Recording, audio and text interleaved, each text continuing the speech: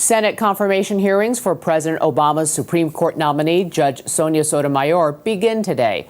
A new CBS poll finds that 23% of Americans have a favorable opinion of Judge Sotomayor, while 15% were unfavorable. 6 in 10 are still undecided or have not heard enough yet. And 35% say it's very important to have another woman on the high court. CBS News correspondent Wyatt Andrews has the very latest. Wyatt, good morning. Julie, good morning to you. A bit of history unfolds this morning for the first Hispanic nominee to the U.S. Supreme Court. Confirmation hearings are scheduled to begin here at the Senate Judiciary Committee. Now, Sotomayor herself is scheduled to give her first public comments, her opening statement this afternoon. But this morning is devoted to the speeches that will be given by members of the Judiciary Committee. In the physical layout of the room, the Republicans, 7 Republicans, literally will speak from here on my right, and the 12 Democrats on this committee will speak from here on my left.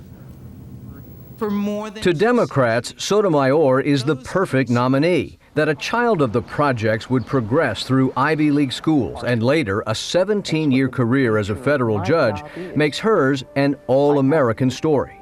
She's the most experienced judge in nearly 100 years to go on the U.S. Supreme Court. Republicans planned tough questions on why Sotomayor ruled to dismiss the discrimination claims of 18 white firefighters in New Haven, a dismissal the Supreme Court overturned. Most analysts predict her answer will be simple. She's going to say that she was bound by existing precedent. She picked the best standard available to her. Many and most of her colleagues on the Second U.S. Circuit Court of Appeals agreed. She will also be asked about the president's demand for judicial empathy and her now famous comment that a wise Latina woman would reach a better conclusion than a white male who hasn't lived that life. The question will be, does this reflect an ethnic bias? That is a deep and serious challenge to the very notion of the rule of law. So there's plenty in her record that, as I say, ought to cause real concern. Sotomayor should easily have the votes to be concerned, and so Republicans are not only mindful of that, but they're also mindful of the fact that much of the nation's 15% Hispanic population views Sotomayor with great pride. So Republicans have promised questions to her that are challenging, but also professional and respectful. Harry? CBS's Wyatt Andrews in Washington this morning. Thanks. Senator Jeff Sessions is the ranking Republican member of the Judiciary Committee. He joins us now. Good morning, sir. Good morning, Harry. How are you? Very well. Is this confirmation hearing, is this a foregone conclusion?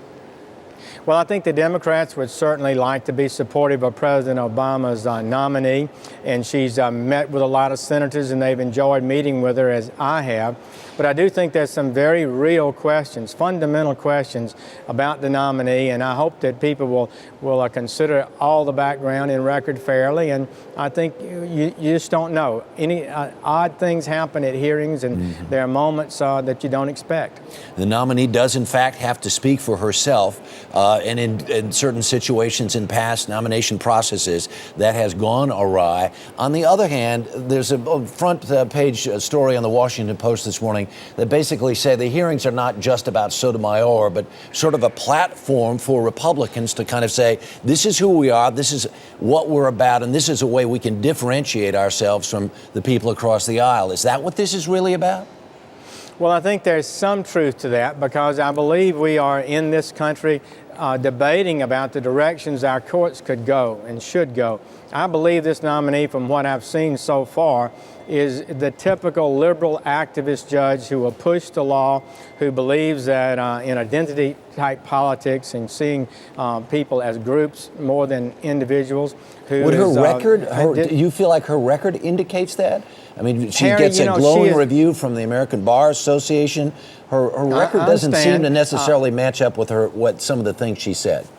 Right. There is a disconnect there. I will agree. Her record is better than her speeches. Her speeches tend to reflect, I think, her philosophy. And if confirmed to the Supreme Court, I think we have every reason to believe that philosophy will flower more than when she's in a lower court position, bound by the authority of the Supreme Court and even her other colleagues.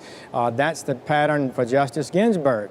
She had a pretty good record as a lower court judge, but has now become the leading activist on the Supreme Court. So I do think that this is an important issue, and the American people truly want that neutral judge, that neutral umpire, who will not allow their political agendas to infect their decisions. I think the American people strongly favor that, and we need to move our court back to that view. Because it's interesting. We were talking about the Supreme Court case the other week with the New Haven Fire Department.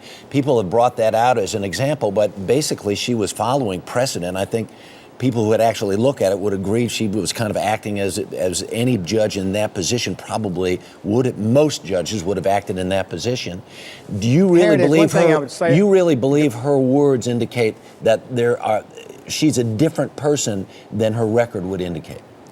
I think philosophically her statements indicate an approach to judging that's outside the mainstream so far as I can tell. And that I think that it would allow her to do things like, she's a leading exponent, maybe one of the leading in the country, of utilizing foreign law to interpret American law. Well, and Judge Ginsburg has talked about unsound. Very quickly, right now, if you had to vote this minute, would you vote against her? Well, I think we should give her that hearing, and a fair hearing. I'm committed to that, and I think that's the right thing. I hope people will say this is the best hearing we've had in many years. Senator Sessions, thanks so much for your time this morning. Do appreciate it.